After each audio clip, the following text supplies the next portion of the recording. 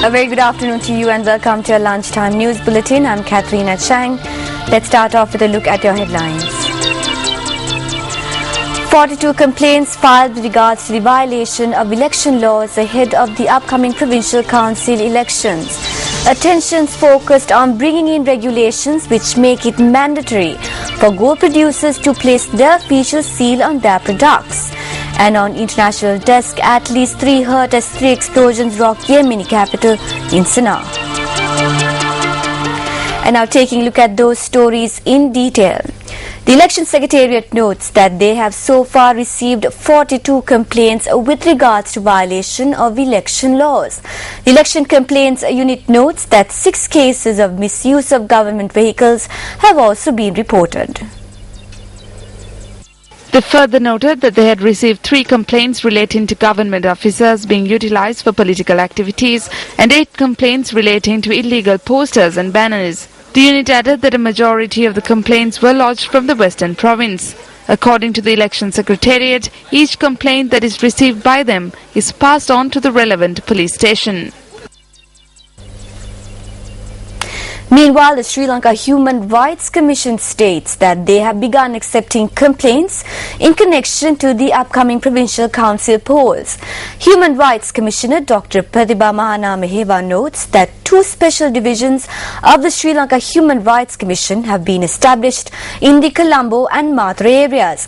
Mahanameheva added that they could be easily contacted through the hotline 1996.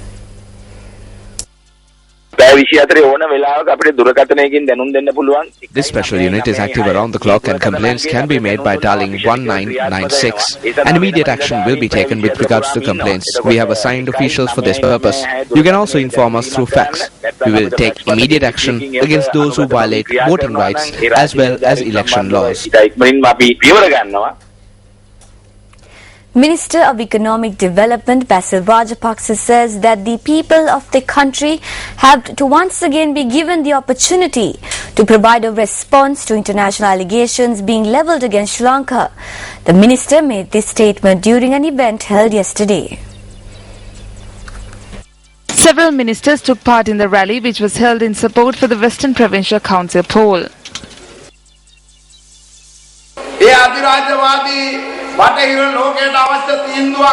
During this election, if you allow any room for the Western imperialist forces to intervene and change the result, then the effects of this will not only be felt by you, it will be felt by generations of your children.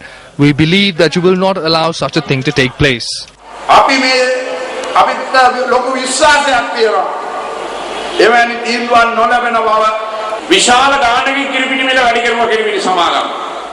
Milk companies raised the price of milk by a large margin. Who is blamed for it? The government. Did the government raise milk prices? Governments in countries such as ours cannot control multinational companies. These multinational companies affect governments around the world.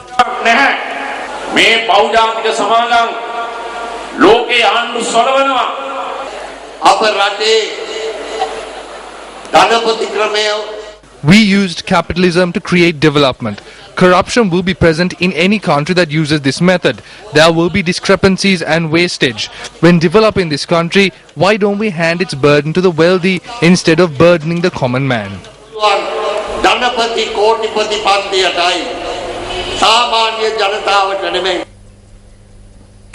On a somber note, a Pradeshya Sabha member attached to the Atyantota Pradeshya Sabha committed suicide by setting himself on fire. The disease has been identified as UPFA member Upul Sirasa Kumara. The 39-year-old victim is a resident of the Ihalapallam Pitya area in Bulatku Pitya. According to the police, the Pradeshya Sabha member was admitted to the Karavan hospital with serious burn injuries. He passed away shortly after being admitted to hospital. And on headline making news, the Gem and Jewellery Authority says that attention has been focused on bringing regulations which makes it mandatory for gold producers to place their official seal on their products. Advisor to the authority, Siri Chandra Edirisinghe, states that such official seals should be registered with the authority. He also added that the carat value of the jewellery also should be mentioned on it. We have forwarded the proposals to engrave the producer's details on the gold jewellery. We will create awareness in this regard in the near future through newspaper advertisements. A gazette notification in this regard was issued in 2006. The item's engraving should also contain the standard of the goods or the carat value of it. We will provide a specific amount of time for jewellers to comply with this rule. Legal action will be taken against those who do not comply.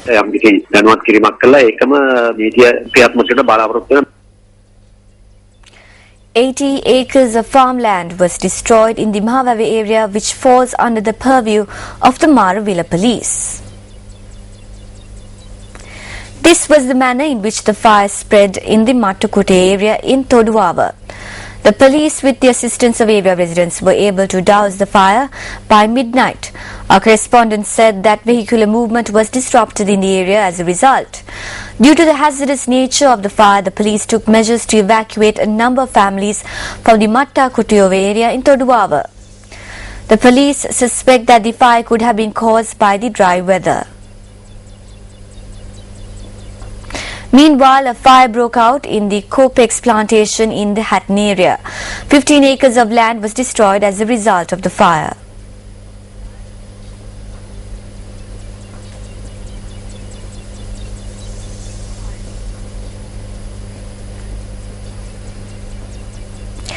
An election office of the SLFP was declared open in the Waval area in Horana yesterday. The office was declared open under the auspices of Project Minister Nirmala Kotalawala. There are no doubts about the UPFA's victory at the Western and Southern Provincial Council elections. The Uva Provincial Council elections will be held next. We will win that as well.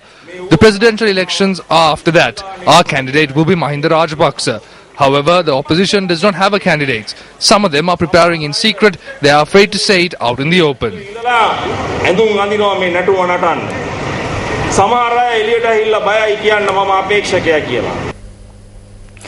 The remains of a 2-month-old infant was discovered in an abandoned plot of land in the 14th zone area in Rajangana. According to the police, the remains were discovered at around 6:30 p.m. yesterday based on a tip-off. The police notes that investigations have been launched to find the infant's mother. The magisterial inquiry into the remains of the infant is due to be conducted today.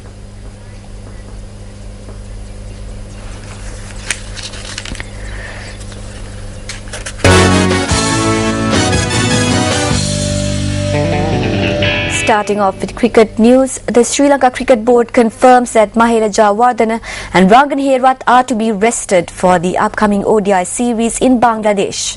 However, Jayawardene and Herwat have been included in the T20 squads. Now moving on to some other local sports news, the men's army swim team clinched victory of the 2-kilometer open sea swim held in Negombo. The 2-kilometer open sea swim organized by the Tiger Shark Sports Club was held in Negombo yesterday. 428 participants took part in this event.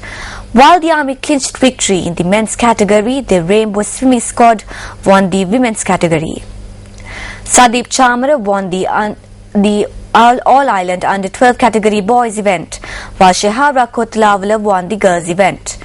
Tarindu Udayanga from the Ambalangoda Lions Sports Club won the individual male title, while teammate Imasha Sew won the individual women's title.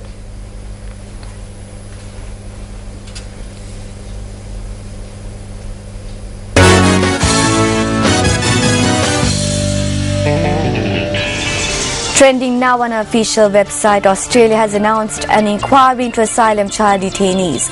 For more details on this story, make sure to log on to our Newsfirst website, www.newsfirst.lk. On that note, we conclude this edition of Lunchtime News. For the Newsfirst team, I'm Katharina Chang. Have a pleasant day ahead.